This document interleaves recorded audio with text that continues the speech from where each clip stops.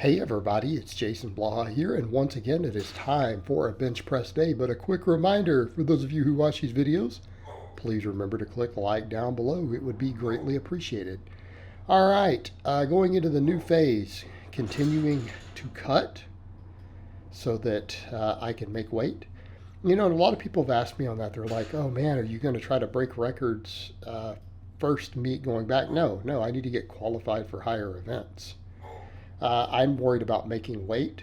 I'm not worried about breaking records, although I will probably break a deadlift record at the first qualifier I do.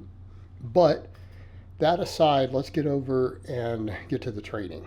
Bench is going up in spite of the fact that I've been slowly losing body weight, cutting down to get down to the 198. And for again, people who are wondering what's going on, it's 198 Masters 2 is where I plan on competing. So when people start looking at those numbers, they'll realize, oh, I really am at world level, particularly the squat and the deadlift, right?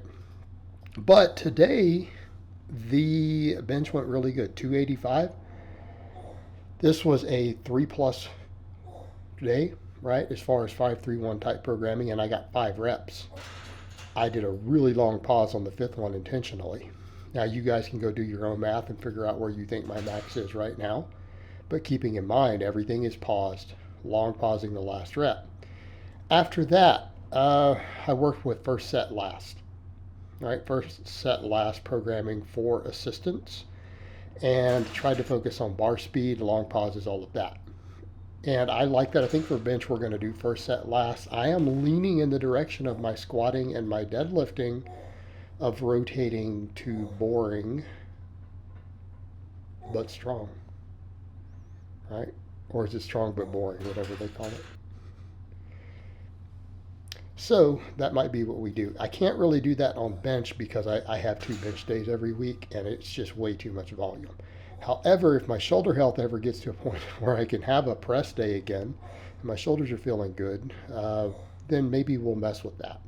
Maybe we'll mess with that system for the benching. But right now I'm getting the same amount of work on first set last. Right, if we spread it out over the 2 bench workouts. So I think that might kind of be the way to go while I'm doing double benching. And again, I could always eliminate that if I went over to a single true upper body day every week, right? And then I could do it the other way. But I feel like I need all the shoulder work, lat work, all of that. So here's where we are. We're going to body build the upper body. Now rowing is going to be kept similar to the sort of rowing you guys see me always normally do, right? I like to do 5 sets of 10. Today I decided to mess with my one-arm dumbbell rows instead of doing them on the bench. I'm holding onto the safety, and I liked that a lot. So we did 5 sets of 10 on this after my assistance work on bench. Again, good for grip, good for building my back, take stress off the low back because I'm about to be doing a ton of deadlift volume. I'm going to be doing a ton of deadlift volume.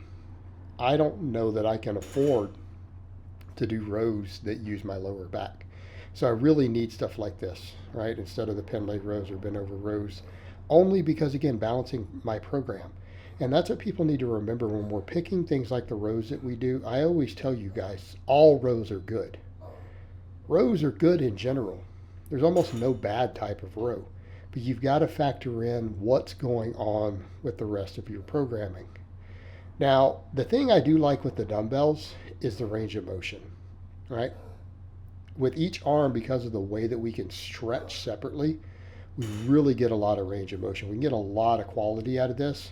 Plus, it's phenomenal grip training, right? This is pretty much grip training because you're having to hold it for an extended period of time. The one heavy dumbbell works great for grip, especially if you do something like 5x10 like this. Right, definitely up there. Now, I'm going to cut those pull-ups out. I had started messing with the pull-ups again, but I am wanting to make sure my shoulders stay healthy, so I don't know how much I want to incorporate those. What I've decided to do for this phase is so that I can keep my bench moving. I'm not going to do any exercise that might risk inflaming my shoulders. Not worth it. Not worth it to me right now. I need to get that bench up by meet time. I need my bench back. Not going to risk it. So I'm going to do exercises to build my shoulders, right? We're going to put a ton of work into shoulders. I'm pretty much gonna body build them. And I think that's going to be good for me. Why? Because I'm cutting.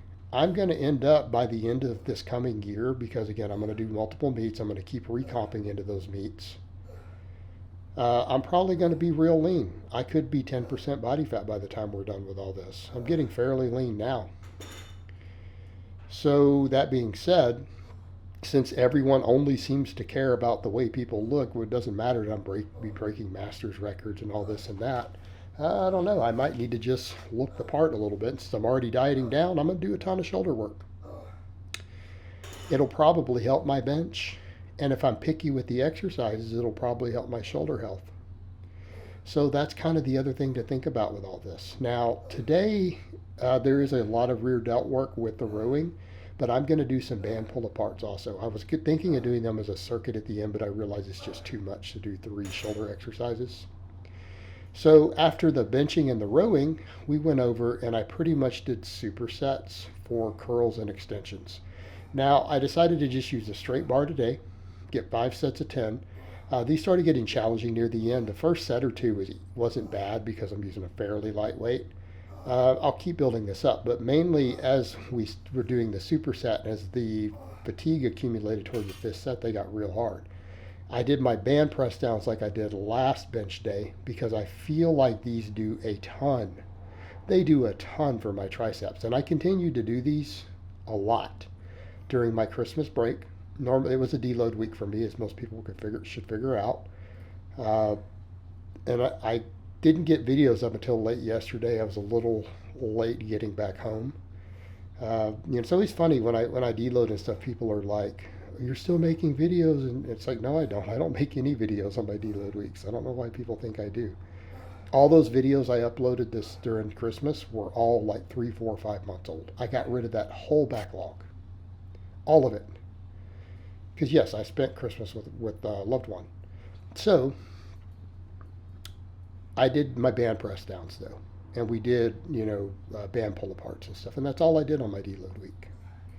So I continued to do these, but with a lighter mini band. Where I was doing a couple hundred reps in a day, like maybe 3 days during my deload. But I want to keep doing the band work. I feel like it really works well right now for my triceps. It's easy on tendons. And notice almost everything I'm doing is fairly easy on tendons, easy on shoulders, easy on joints. It's a good way to bring my triceps up to go with the bench. Right? We know my triceps are probably the smallest muscle in my body relative. These should help bring them up quick now that I'm using a bit heavier of a band. We're doing these with fairly short breaks, so they're all done in a workout after benching. And a lot of people will look at all this pump work and go, but is it really getting what you want it to get? Yes, because we're doing it after the heavy work.